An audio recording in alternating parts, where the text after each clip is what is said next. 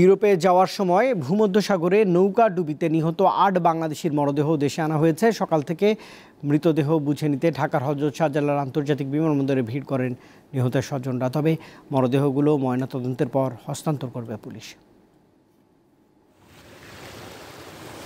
দালালের খপ্পরে পড়ে সমুদ্রপথে ইউরোপে যাওয়ার সময় তিউনিসিয়া উপকূলে মারা যান ৮ বাংলাদেশি।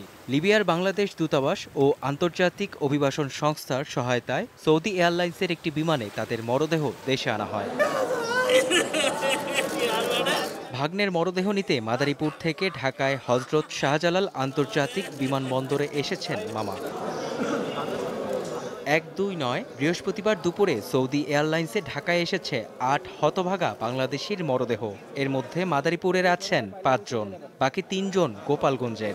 আমার ভাই উঠে আবার উপরে বসছিল, ওদের পরে আবার পিটাইয়া নিচে দিয়ে বক্সটা আটকাই দিছে।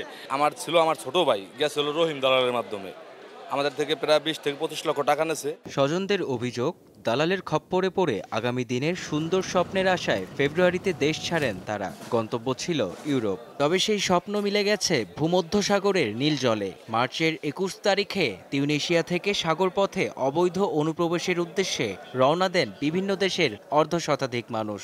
নৌকাডুবিতে সেখানেই সব শেষ। বাংলাদেশ থেকে ইটালি পর্যন্ত একবারে সম্পূর্ণ দায়িত্ব তাদের, কিন্তু খাওয়া ঠিকভাবে দেয় না। আর গাড়ির মধ্যে নেয়, আপনার লিবিয়া বাসা থেকে গেম করে নদীর পানে নেয়, ওরা গাড়ির ডিকির মধ্যে ভরে ভরে নেয়। আমরা টাকা দিছি ১৫ লাখ টাকা দিছি, তা তো মারপিট করে ওই বক্সের ভেতর আটকাইয়ে তারপর মারছে।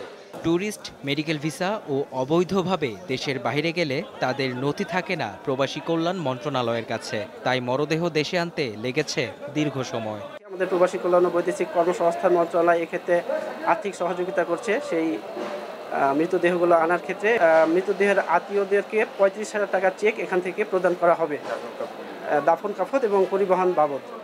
মরদেহগুলো নেওয়া হয়েছে ঢাকা মেডিকেল কলেজ হাসপাতালের মর্গে। ময়না তদন্তের পর সেগুলো স্বজনদের কাছে হস্তান্তরের কথা জানায় পুলিশ।